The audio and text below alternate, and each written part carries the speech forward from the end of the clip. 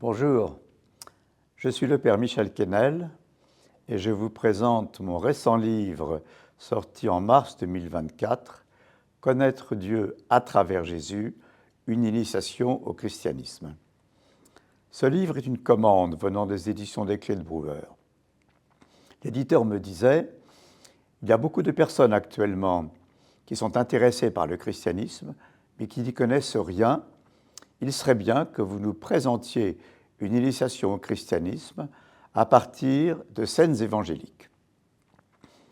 Ma conviction est que la foi chrétienne n'est pas d'abord l'adhésion à un certain nombre de vérités à croire, mais que c'est une relation avec le Dieu biblique. C'est la raison pour laquelle j'ai choisi, parmi des scènes évangéliques, des scènes où Jésus est en relation avec d'autres personnes. Il y a 16 scènes évangéliques, 4 par évangile. Je vous en cite quelques-unes.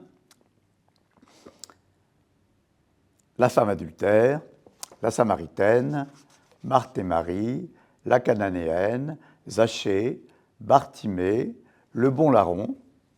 Ce sont des scènes qui nous sont familières quand on est chrétien, mais qui sont en général très peu connues des personnes qui ne connaissent pas le christianisme. J'ai voulu, à travers ces scènes, montrer comment ce que Jésus vit dans sa relation est symptomatique de ce que nous avons à vivre, nous, avec le Dieu biblique. Il me semble que ce livre, non seulement peut intéresser des personnes qui ne connaissent rien au christianisme, j'ai d'ailleurs des termes très simples, quand ils sont un peu compliqués, je les explique, mais qu'il peut aussi intéresser des personnes qui sont chrétiennes depuis toujours ou depuis plusieurs années et qui veulent renouveler leur foi. Je donne un exemple.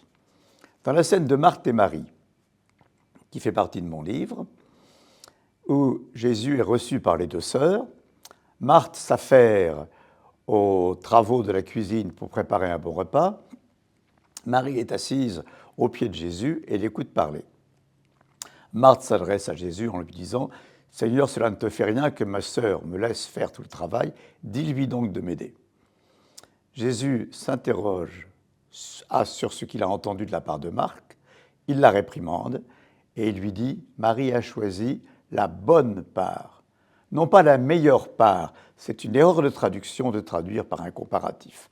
Marie a choisi la bonne part, ce qui veut dire que Marthe, si elle a tort de faire des reproches à sa sœur et s'adresser de façon très impolie à son invité, Marthe fait aussi du bon travail. La part de Marthe est bonne. L'Église a besoin de gens qui font du travail manuel et elle a besoin de gens qui contemplent. Et il me semble que le commentaire que je fais de cette scène peut beaucoup renouveler la connaissance et la foi de personnes qui liront mon livre. Donc je vous invite, soit que vous veuillez découvrir le christianisme, soit que vous veuillez approfondir votre foi, je vous conseille de vous procurer ce livre, de le lire, de le méditer, et j'espère que vous y trouverez du plaisir. Merci.